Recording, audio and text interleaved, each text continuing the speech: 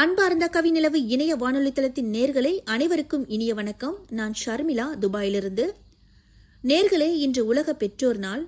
இன்று நாம் கொண்டாடும் பெற்றோர் தினம் நம் வாழ்வின் முதல் ஆசிரியர்களான பெற்றோர்களை நினைவு கூறும் ஒரு அருமையான நாள். இந்த உலகில் நாம் முதலில் பார்த்த முகம் பெற்றோரின் முகம். நாம் முதலில் கேட்ட குரல் பெற்றோரின் குரல்.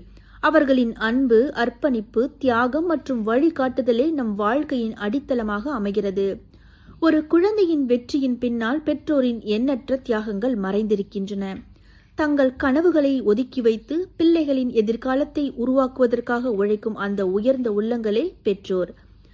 அவர்கள் நமக்கு உணவை மட்டும் வழங்குவதில்லை, நல்ல பண்புகள், ஒழுக்கம், மனிதநேயம் மற்றும் வாழ்க்கை மதிப்புகளையும் கற்றுத்தருகின்றனர். இன்றைய வேகமான உலகில் நாம் பல நேரங்களில் பெற்றோருடன் செலவிட வேண்டிய நேரத்தை இழந்து விடுகிறோம். ஆனால் அவர்களுக்கு தேவையானது பெரிய பரிசுகளோ பொருளாதார உதவிகளோ அல்ல. அன்பான ஒரு வார்த்தை, அக்கறையுடன் பேசும் சில நிமிடங்கள், அவர்களின் உணர்வுகளை மதிக்கும் மனப்பான்மை ஆகியவை அவர்களுக்கு மிக பெரிய மகிழ்ச்சியை தரும். பெற்றோர் தினம் என்பது ஒரு நாளில் மட்டும் வாழ்த்துச் சொல்லும் நாள் அல்ல. ஆண்டின் ஒவ்வொரு நாளும் அவர்களை மதித்து, நேசித்து, கவனித்துக் கொள்ள வேண்டும் என்பதை நினைவூட்டும் நாள். இந்த பெற்றோர் தினத்தில் நம்மை உருவாக்கிய பெற்றோருக்கு நன்றியை தெரிவிப்போம்.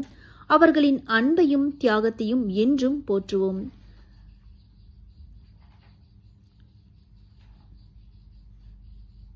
பெற்றோரிடம் பணிவு பிள்ளைக்கு அழகு. தாய் தந்தையிடம் பணிய தயங்காதே.